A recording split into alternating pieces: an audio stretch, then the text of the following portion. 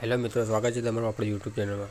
તો આજે આપણે જોઈશું ગુજરાત પોલીસ કોન્સ્ટેબલ અને પીએસઆઈની રનિંગની ઓફિશિયલ નોટિફિકેશન। તો આપણે જઈએ ક્રોમ પર અને અહીંયા ટાઈપ કરી દઈએ જીપીઆરબી, બરાબર છે।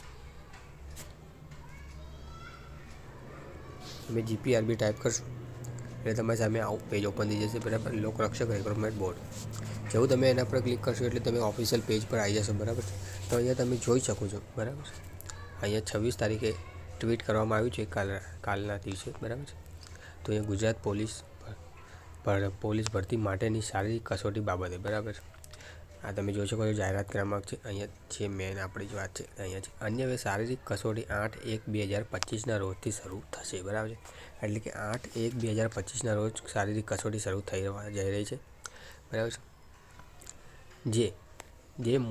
જે માટેના કોલ લેટર આપણે 1 જાન્યુઆરી 2025ના રોજથી મળવાના જઈ રહ્યા છે, બરાબર।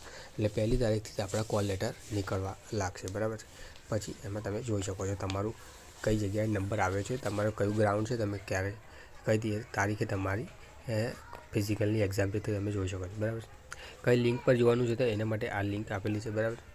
આ લિંક તમે આપેલી છે https://ojs.gujarat.gov.in પર જઈને તમે ડાઉનલોડ કરી શકો છો, બરાબર છે।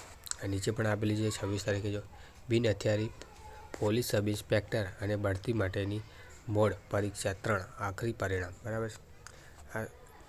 આ બિન હથિયારી માટે સબ ઇન્સ્પેક્ટરની ભરતી પરીક્ષા જે અંદરથી લેવામાં આવી છે તે ડિપાર્ટમેન્ટ દ્વારા લેવામાં આવે છે એ છે, પણ આપણે અત્યારે આના પર ફોકસ કરીશું, બરાબર છે। તમે જોઈ શકો છો આપણી 1 જાન્યુઆરી 2025ના રોજ તમારા કોલ લેટર નીકળવાના શરૂ થઈ જશે અને તમારો નંબર ક્યાં આવ્યો છે એ તમને ખબર પડી જશે, બરાબર છે। તો આ ઓફિશિયલ નોટિફિકેશન જોઈ શકો છો, બરાબર છે।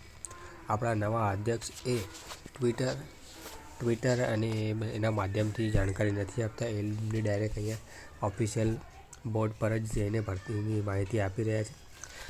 જૂના અધ્યક્ષ હતા એ બધા ટ્વિટર પર કરતા હતા, પણ અમને ડાયરેક્ટ ઓફિશિયલ ઉપર જ આપી રહ્યા છે, બરાબર છે। તો આ હતી માહિતી અને જલ્દી તૈયારી કરજો, હવે સમય આવી ગયો છે, ઓછામાં ઓછા 10 દિવસમાં શરૂ થઈ જવા જઈ રહી છે, બરાબર છે। હવે 10 દિવસ જ બાકી રહ્યા છે।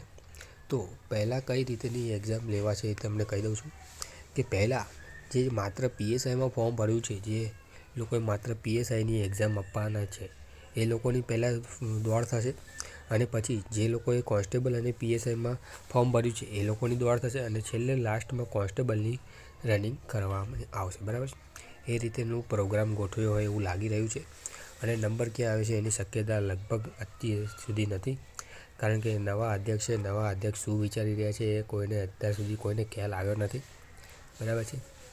એમનું કામ કંઈક અલગ જ છે, પહેલાં કીધું હતું 2 સપ્તાહ સુધીમાં, બરાબર છે, જાન્યુઆરીના 2 સપ્તાહમાં, પણ એમને અહીંયા 1 તારીખમાં જ એમને કહી દીધું છે કે કોલ લેટર આવી જશે અને 8 તારીખે શરૂ થઈ જશે, બરાબર છે। એટલે એમને કઈ રીતે કામ કરી રહ્યા છે અત્યાર સુધી હજી કોઈ સમજી શક્યું નથી, બરાબર છે।